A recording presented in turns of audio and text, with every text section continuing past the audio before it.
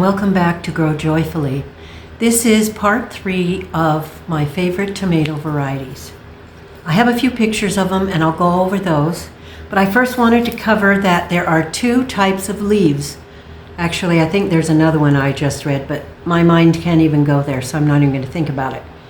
But of the ones that I grow, there are 2 types of leaves for the tomato plants. And it's the regular type with the very serrated edges, and then there's the potato leaf. Now, it's not different in any other way other than the shape of the leaf. It doesn't grow a potato, no problems there. It's just the type of leaf. It is a recessive gene, and in order for that type of leaf to grow, it has to have one of those recessive genes from each parent. So, there you go. I thought that there would be just a few varieties because you don't see it very often. But I read on the internet that there are 48,078 types of potato leaf. That is not that much lower than the original type of tomato leaf. When I show you these and they're backwards, I'm sorry, but I want to be able to see myself when I talk so that if I hold something up, if I grab something, if my glasses are falling off, I just have to be able to see what's going on. So a few of the potato leaf varieties that I'm growing are the Hillbilly, beautiful one, all the different Brandywines, but I'm only growing red and pink right now. German Queen, and I do not have a picture for that, but I will put it on the video a little later. This is what it is right here. And German Pink, this gorgeous huge one. And the Tiffin Mennonite. So those are some of the ones that have the potato leaf variety of these plants.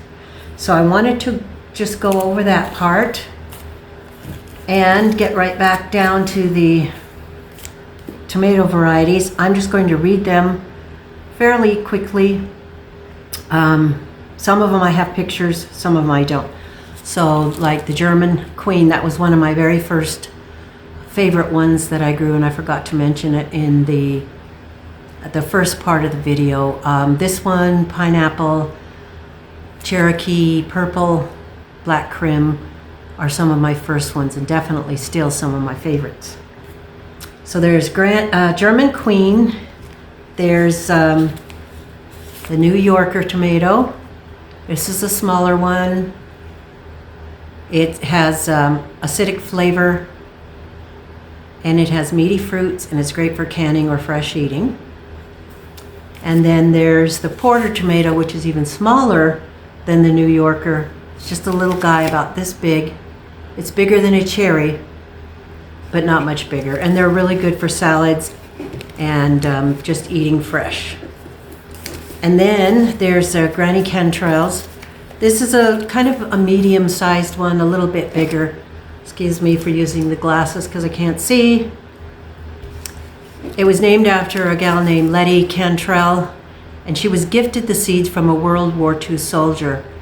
And then she made sure that she took good care of the seeds and helped cultivate the Granny Cantrall seeds that we know today. They have a bountiful harvest, and they grow up to 2 pounds of each tomato. So I grew this for the first time last year. Again, I have so many red tomatoes. I tried very hard to keep them labeled properly. Didn't happen. Like I said before, the Brandywine Red. I don't know if you know it, but there's tons of Brandywines. There's the Brandywine Red, Pink, Black, Yellow, Orange, and that's just the ones I know of. They're fabulous tomatoes.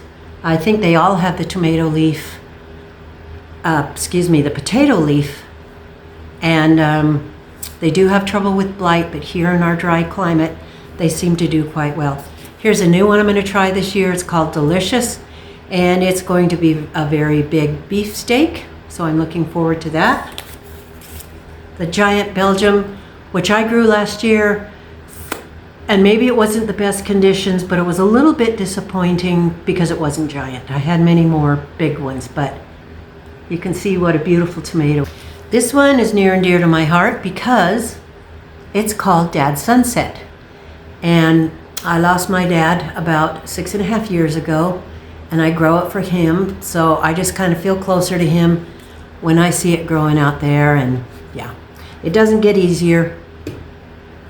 Some people say that it does, but it doesn't get easier losing your parents or anybody you love. But I do this in remembrance of him. So it's a, got to talk about this one. It's a really big yellowy orange tomato, and it has about a 10-ounce fruit, and it's very smooth and uniform, and it keeps very well. Lovely sweet taste. And then there's the yellow and red pear tomatoes. They're very prolific. They have a good taste, but the only thing that I find about them is that they split easily. I don't like that trait, but I still use them in making sauce or whatever I'm doing. And then there's the Costoluto Genevese, Costoluto, I should say. It's a lovely tomato. It's kind of like the mushroom basket, which I have not grown, but it's the little accordion-shaped one. And it's interesting to grow. 2 years ago, I had really big ones and a lot of harvest. Last year, not quite as much, not as big. Sometimes I wonder if it's worth it to grow because of all the nooks and crannies, and it's kind of seedy. But because it's so interesting and adds interest to the garden, I still grow it. Has a lovely taste. Then there's the vintage wine. Aren't those pretty? I love vintage wine because, again, it adds that interest to the garden where it's just not all red tomatoes. I like the variety. It keeps me interested. And then we have Cherokee Violet. Now that's all I have of a picture of them. It's very much like the Cherokee, obviously. But to me, it's not as prolific or flavorful, and it's a little fussier to grow. But again, with the interest factor, I like to grow just about every color of tomato that I can think of. So that is about all I have for part 3. All I can say is get your seed catalogs, get them soon. Order your seeds. That just looks so enticing and so exciting. That is a huge part of being able to grow gardens successfully year after year and working out there, because the work is hard. It's a lot of work, but it's worth it. And when you have those very hot 80, 90, 100 degree days, this kind of diversity and of interest of different kinds of tomatoes will keep you going back into the garden. So that is my last little bit, believe it or not, of favorite tomato varieties. And I'd really like you to share what kind you like.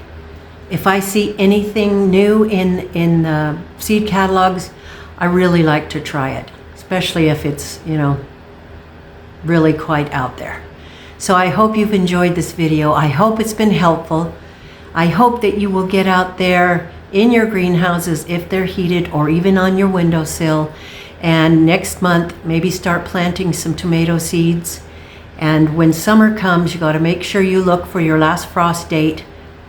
You can do that by putting in your zip code and asking when your last frost date will be. Ours is usually the end of May, 1st of June, but last year I was able to plant mid-May. So exciting. So each year is different. Getting those beautiful tomatoes in the garden and amending the soil. I will cover that later. That would be a good video to do on what I actually plant my tomatoes with, but that'll be at the end of May. So I hope you have a lovely day and you take care of yourself. And don't forget to grow joyfully. We'll see you next time.